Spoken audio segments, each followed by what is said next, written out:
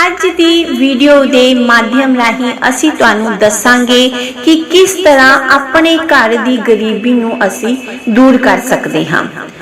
ਇਹ अपना के जो असी वीडियो विच दसांगे उस नाल तुहानू कदी भी जिंदगी विच गरीबी का सामना नहीं करना पवेगा।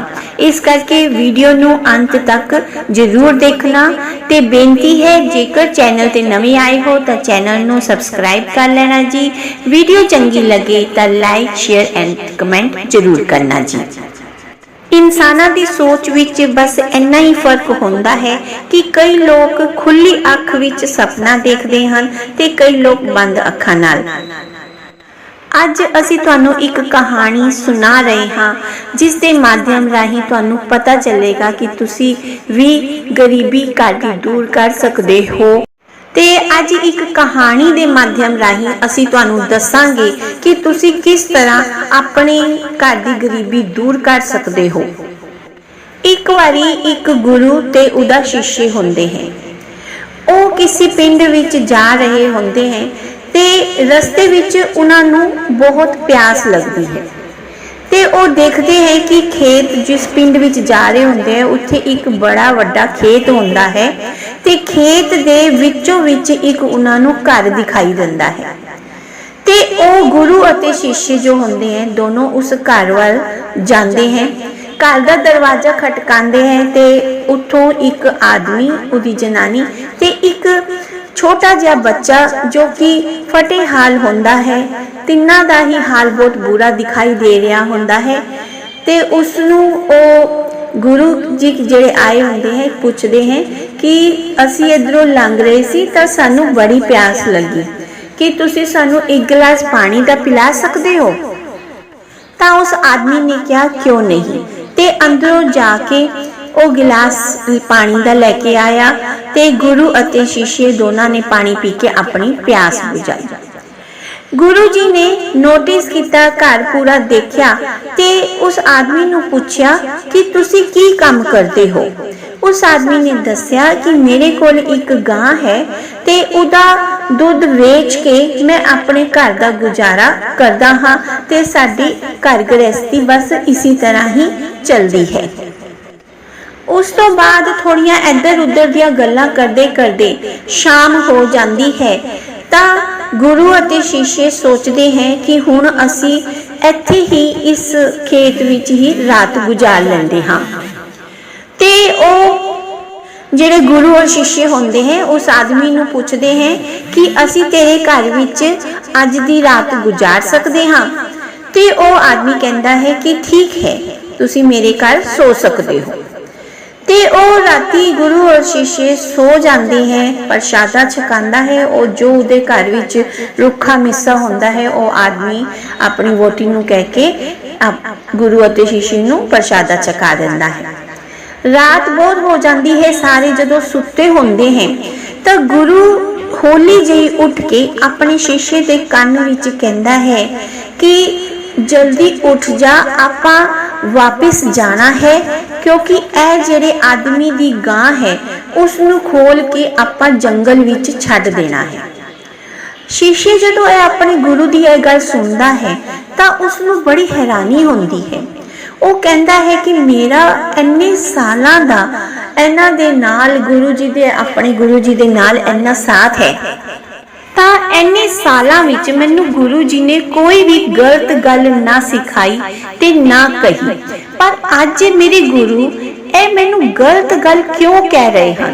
एक तां उस आदमी ने सानू पानी पिलाया, प्रसादा छकाया ते हुण जेड़ा ओ रोजी रोटी दा उदा साधन ओ गां है ते बोल रहे हैं कि उन्नू आपां लैके इत्थों दी जंगल विच छड्ड देना है। पर ओ उन्हां दी गुरु होने दे नाते जो इज्जत करता सी सवाल नहीं कर पाया। ते जदों गुरु और शिष्य उधरों घर तो उदे निकले उस आदमी दे ते उन्होंने उदी गां नू खोलिया ते जंगल विच जाके छड्ड दिता। समा बीतदा गया। एक दो साल बाद उस शिष्य ने भी गुरु दी उपाधि प्राप्त कर ली, उन्होंने गुरु दी उपाधि मिल गई। जिस वेले वो इस अवस्था ते पहुंचा गुरु बन गया ਤਾਂ ਉਹਦੇ ਦਿਮਾਗ ਵਿੱਚ ਇੱਕ ਗੱਲ ਆਈ। ਕਹਿੰਦਾ ਕਿ ਮੈਂ ਜਾ ਕੇ ਦੇਖਾਂ ਤੇ ਸਹੀ कि उस आदमी का हुण की हाल है जिहदी असीं गां चोरी करके जाके जंगल विच छड्ड दित्ती सी। ਉਹ उसी खेत विच गया ते जिथे वो घर सी उधर गया तो उसने देखा कि उधर तो बिल्कुल काया ही पलट होई पई है।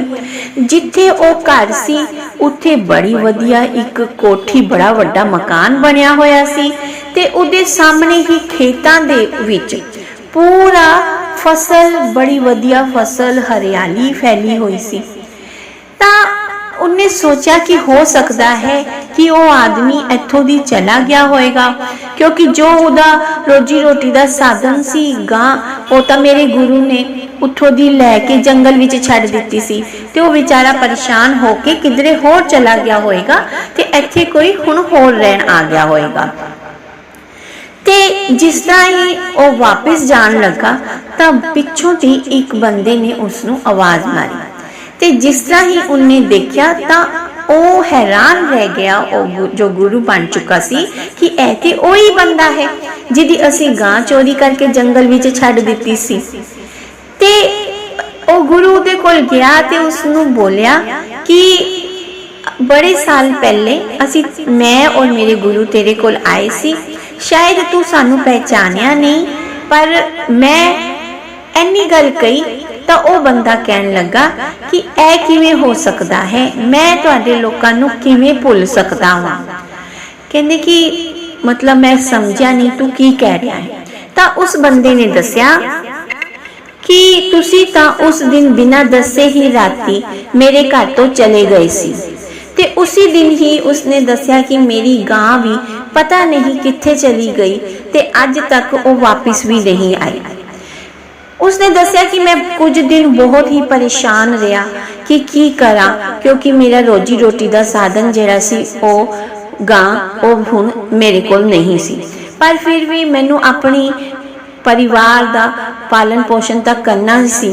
तो मैं की कीता कि जंगल विचों कुछ लकड़ियां कट के ले आया ते लकड़ियां वेच के मैं अपने घर का गुजारा करन लगा।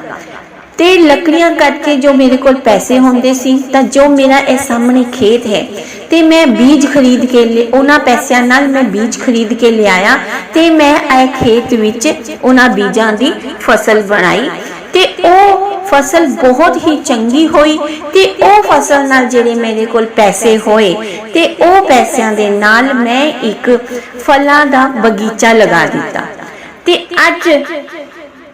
ते अज उस बगीचे विच बहुत ही वधिया वधिया फल लगे हुए हैं ते ए एक बगीचे तो मैं 2-3 अपने बगीचे बना ले। उसने दस्या कि मेरे बगीचों विच बहुत ही वधिया फल लगते हैं ते उन्हां फलां नूं वेच के ही मैं अज अपने शहर दा फलां दा बहुत वड्डा व्यापारी बन गया हाँ। उसने दस्या कि ए सब कुछ जो भी होया है ए ना हो पांदा जे ओ जो गां सी ओ जे इथों ना जांदी, क्योंकि गां होने के कारण मैनू जिन्नी भी आमदनी होंदी सी मैं उदे तक ही सीमित सी कि चलो घर का गुजारा तो चल ही रहा है, मैं कुछ उसनू वधाउण दा सोचदा ही नहीं सी।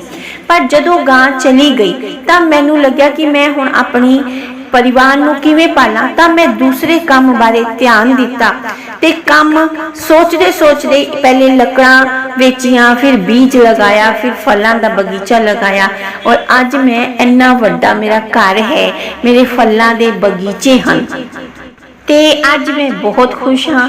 मैं शहर दा सब तो फल वेचण वाला वड्डा व्यापारी हाँ। ए गल सुन के ओ जो शिष्य गुरु बन गया सी उसने उस आदमी तो पूछा कि ए काम तो तू पहले भी कर सकता सी, तेरे कोल खेत भी सी, ऐसी गल नहीं है कि तेरे कोल खेत नहीं सी। ता इसका जवाब उस आदमी ने ए दिता कि मैं कर तो सकदा सी, मेरी जिंदगी बिना मेहनत किते भी चल रही सी ते मैनू इस गल का एहसास ही नहीं सी कि मैं दूसरा काम करके अपनी जिंदगी होर अच्छी बना सकता हाँ, अपनी गरीबी दूर कर सकता हाँ। तां ए कहानी सुन के ਤੁਸੀਂ ਵੀ ਸੋਚੋ ਕਿ ਕਿਤੇ ਤੁਸੀਂ ਵੀ ਤਾਂ ਇਹ ਸਭ ਸੋਚ ਲੈ ਕੇ ਨਹੀਂ ਬੈਠੇ ਹੋ ਕਿ ਜਿਸ ਤਰ੍ਹਾਂ ਚੱਲ ਰਿਹਾ ਹੈ ਗੁਜ਼ਾਰਾ ਤਾਂ ਹੋ ਹੀ ਰਿਹਾ ਹੈ, ਤਾਂ ਹੱਥ ਪੈਰ ਹੋਰ ਮਾਰਨ ਦੀ ਕੀ ਜ਼ਰੂਰਤ ਹੈ।